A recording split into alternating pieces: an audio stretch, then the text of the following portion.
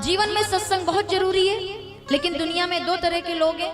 एक वो है जो सत्संग करते हैं और एक वो है जो सत्संग नहीं करते हैं। एक वो है जो मंदिर जाते हैं और एक वो है जो मंदिर नहीं जाते हैं। एक वो है जो कथा सुनते हैं, एक वो है जो कथा नहीं सुनते हैं। एक वो है जो अच्छे लोगों के पास बैठते हैं, एक वो है जो अच्छे लोगों के पास नहीं बैठते हैं। अब ये जो पहले नंबर के लोग हैं ये तो अपन सब हैं, लेकिन जो दूसरे नंबर के लोग हैं कि जिनको कथा नहीं सुननी, जिनको पंडाल में नहीं आना, जिसको अच्छे लोगों के पास नहीं बैठना, जिसको साधु के पास नहीं बैठना, जिसको संत के पास नहीं बैठना, उनके लिए क्या, उनका क्या हो, उनको क्या करना है ये भी तो पता होना चाहिए ना।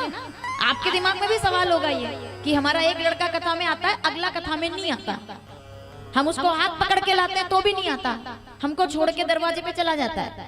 ऐसे लोग भी तो होंगे, उनके लिए क्या करना है। मेरी आवाज पहुंचे आप तक।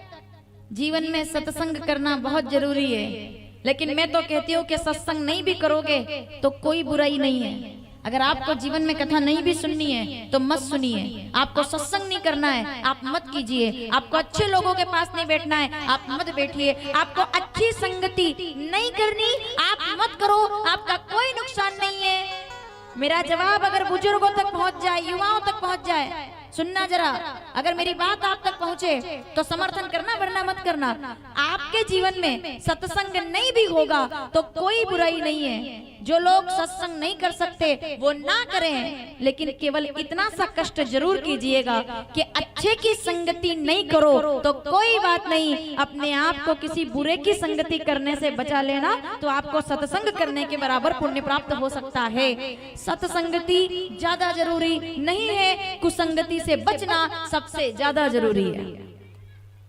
अच्छे के पास बैठेंगे तो हम अच्छे होंगे ये सही है, लेकिन बुरे के पास बैठेंगे ना तो सत्संग तो केवल एक को सुधारता है, लेकिन कुसंगति आने वाली 7 पीढ़ियों को बर्बाद कर देती है। ये मैं नहीं कह रही हूँ, रामचरितमानस सुंदरकांड आप तो पढ़ने सुनने वाले लोग हैं सब।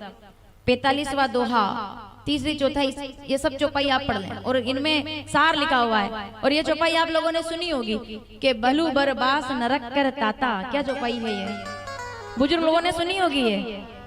भलू बरबास नरक कर ताता, दुष्ट संग जनि देव विधाता।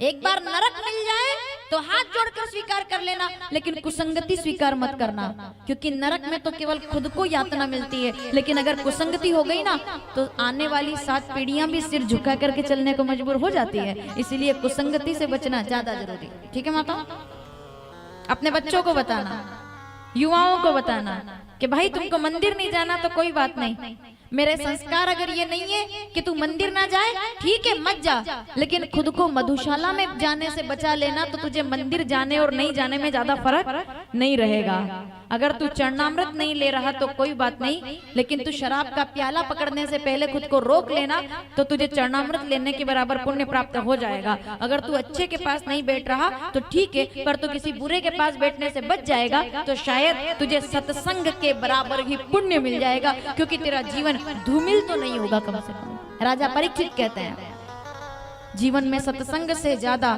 कुसंगति से बचना जरूरी है। और बिना प्रमाण और बिना उदाहरण के तो समझ में आएगा नहीं। वो कौन है जिसको कुसंगति ने बर्बाद कर दिया, मैं नाम भूल गई, मुझे याद दिलाना जरा। पंडाल में बैठे हुए लोग, मैं भूल गई ना, मुझे याद दिलाइए वो कौन है जिसके पास सब कुछ था, साम दाम दंड भेद सूत्र मेरे नाम का, गंगा माँ का लाडला में खाम खा बदनाम सा। मैं नाम भूल गई हूँ, नाम आप मुझे याद दिलाओगे। गंगा पुत्र, वो गंगा का बेटा है, वो आशीर्वाद है सूर्य भगवान का, उसके पास उसके चेहरे पर चमक है सूर्य भगवान की। उस अगले शब्द में आपको नाम याद आ जाएगा, मुझे अब तक भी नहीं आया है। अगले शब्द में आपको नाम याद आ जाएगा, जिसका कवच और जिसका कुंडल सूर्य भगवान के द्वारा उसे प्रदान किया गया है, क्योंकि वो साधारण बालक नहीं है। उसको माता ने सूर्य भगवान से पाया और वो कौंतेय और वो कुंती सुत, वो कुंती पुत्र जब गंगा की लहरों में बहा दिया गया, याद आया माताओं। और जब जब भी वो दान देते थे तो हाथ ऊपर करके और गर्दन झुकाकर दान देते थे। हम तो एक मंदिर में पंखा भी लगवा दें तो उसकी पंखुड़ी पर भी अपना नाम, दादाजी का नाम लिखवा देते हैं। अब पंखा घूमता है तो हम भी घूमते हैं फिर उसके साथ साथ। हम तो थोड़ा सा दान कर दे तो अपना नाम पहले मांगते हैं, है ना?